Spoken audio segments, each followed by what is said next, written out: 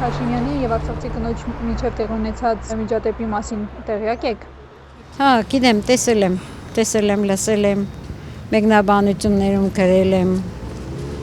Ցավալի է, ամեն ինչը ցավալի է։ Մենք սովորական մականացուներս այդ ամեն ինչը տեսնելով հանդերձ ես ցավ կաբրում, չգիտեմ։ Ամոթ է խայտարակություններ ուղղակի դա։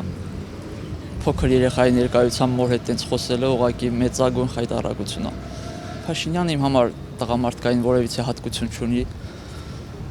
Անինքնասեր արժանապատվությունը կորցրած մարդ է ինքը։ Թույլ, ճղճիմ, եսիմ։ Շատ վատ բան ստացվեց, որ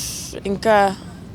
ճիշտ է, վիդեոն կար, ինքը միշտ այդպես նա խոսած, վերջում ինքը սա, որ ես այդպես բան չեմ խոսած է, բայց սա համացանցում, հա, ինչպես միշտ ինքը իր ասածին տես չի կանգնի։ Բայց երեկոյան նաև ասաց, որ պատրաստ է ներողություն խնդրել, բայց դա որից քանի ժամ առաջ ինքը ասաց, որ այդպես բան չի խոսած է вообще։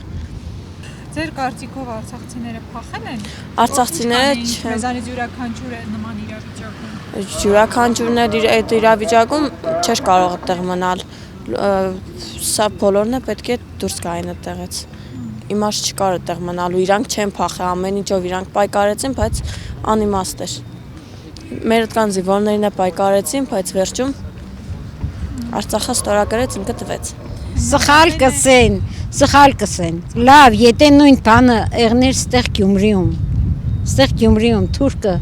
սահմանը անցներ ու մենք փախի պես փախնեինք, ինչ պետք է անեինք։ Ու մեզի ինչ պետք է քարկոձեին, պետք է ծեծեին։ Տահաճ երևույթ էր, հատկապես երեխայի ներկայությամբ պետք չէր վարչապետը այդպիսի բավարար ցույց տար երեխայի ներկայությամբ։ Պետք է իրեն մի քիչ որպես ղեկավար կոռեկտ պահեր։ Ճիշտ չէ։ Ամեն դեպքում իրան չի սազե։